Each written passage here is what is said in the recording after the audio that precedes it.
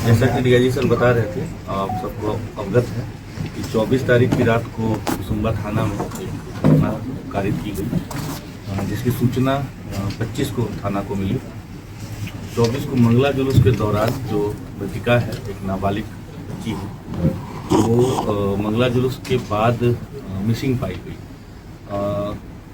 गांव के कुछ लोगों को ये बताया गया कि घर के सदस्यों के द्वारा कि ये मंगला जुलूस के बाद से कहीं कहीं मिल नहीं रही है और उसको ढूंढने का प्रयास किया गया। कुछ हद तक गांव के कुछ लोग इसमें इन्वॉल्व हुए उसको ढूंढने में। अगले दिन तक बॉडी या वो बच्ची नहीं मिली। तो फिर जब अगले दिन उसका मृत शरीर के बारे में जानकारी प्राप्त हुई, हम लोगों ने FIR किया। इसमें मुख्य रूप से 3 मेन अक्यूज्ड अभी तक सामने आए हैं। इसमें एक खुद उसकी माँ है रेशमी देवी, दूसरा भीम राम है और तीसरी एक जो तंत्र मंत्र करती हैं, ओझा गुनी जिसको भी कहते हैं, एक महिला है शांति देवी। जो मृतिका की माँ है और भीम राम के बीच करीब 10 वर्षों से अनैतिक संबंध की बात सामने आई है और उनके जो पति हैं वो महाराष्ट्र में कुछ रोजगार करते हैं और कम ही घर आना जाना हो। मृतिका के जो बाकी भाई बहन हैं वो भी उनको अपने पिता के नज़र से ही देखते हैं और एक तरह से उस परिवार के ऊपर भीमराम का कंप्लीट होल्ड जैसा है।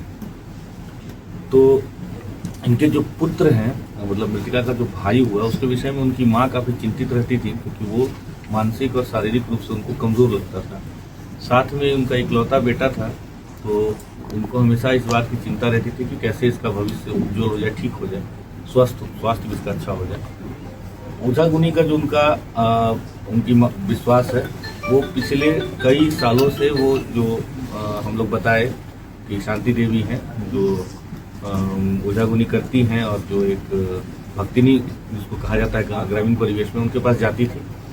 ज़्यादातर समय अपने पुत्र के शारीरिक स्वास्थ्य को लेकर या कभी कभी नौकरी के लिए जाती थी, कभी कभी घर में तंत्र मंत्र से तो अपने घर को बंधवाने के लिए जाती थी, जो सब पूर्व में किया भी गया इसी भक्तिनी के द्वारा। कभी अगर जमीन का भी विवाद हो, किसी भी तरह के व्यक्तिगत जो उनकी समस्याएं होती थी, उसके लिए वो जाने लगी थी। तो इन चीज़ों में एक तरह से ये जो भक्तिनी है वो उनसे उसके बदले में पैसे और बाकी चीज़ें लेती थी। उनके घर में जैसा मैंने बताया कि हर चीज़ के लिए वो डिपेंड करती थी भीमराम के ऊपर।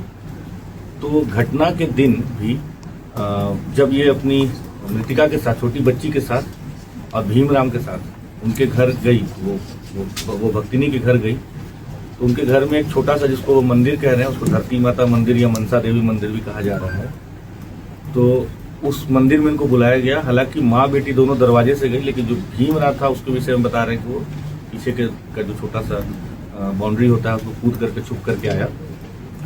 और उस समय पहले वो भक्तिनी के द्वारा बताया गया कि इसके ऊपर देवास आया हुआ है, मतलब माता आई हुई, जिसको हम लोग ग्रामीण बोलचाल में कहते हैं, और उसको टिकाव करके कुछ अपना मंत्र का वो ढोंग करके और छोड़ दी।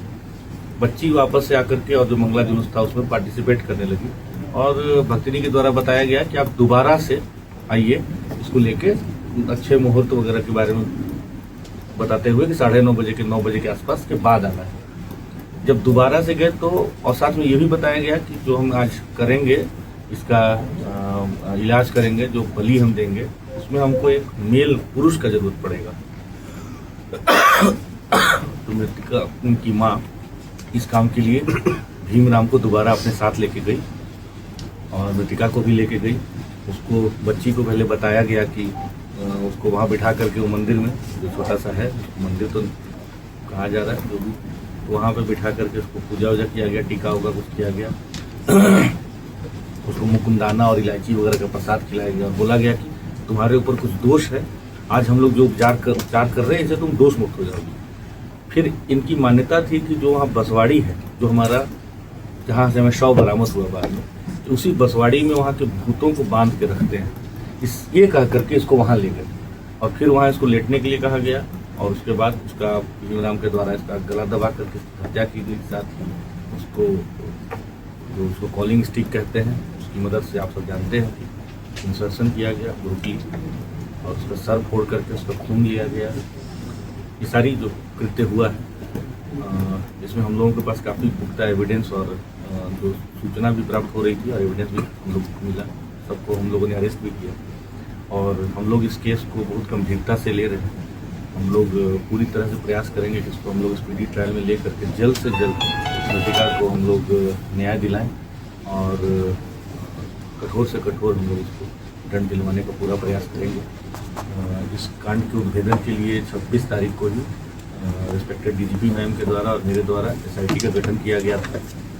उस एसआईटी में शुभम थे, प्रोफेशनल IPS हैं, साथ में STPO विष्णुगढ़ थे, इंस्पेक्टर विष्णुगढ़ थे, 2 प्रोफेशनल DSPs थे, कई और अन्य पदाधिकारी भी थे।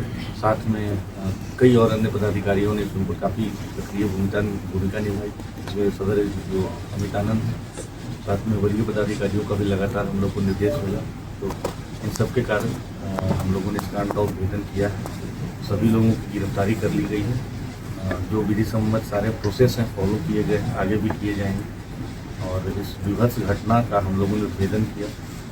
आप लोग जानते हैं कि घटना कारित होने के बाद ये भीमराम ही है जिसने कि इस घटना को कई तरह के कलर देने की कोशिश की। बार बार वो पुलिस को गुमराह करने के लिए, इन्वेस्टिगेटिव एजेंसी को गुमराह करने का प्रयास करता रहा। But finally on the basis of very good evidence हम लोगों ने तीनों को आज अरेस्ट किया है। यही भीमराम का स्टेटमेंट आया था ना कि इस पर कार्रवाई होनी चाहिए, सरकार को ध्यान देना चाहिए, ऐसा जो पहला स्टेटमेंट बॉडी को काट करके। मैंने स्टेटमेंट उनका नहीं देखा है, लेकिन अगर आया हो एसपी साहब, तब तो इसमें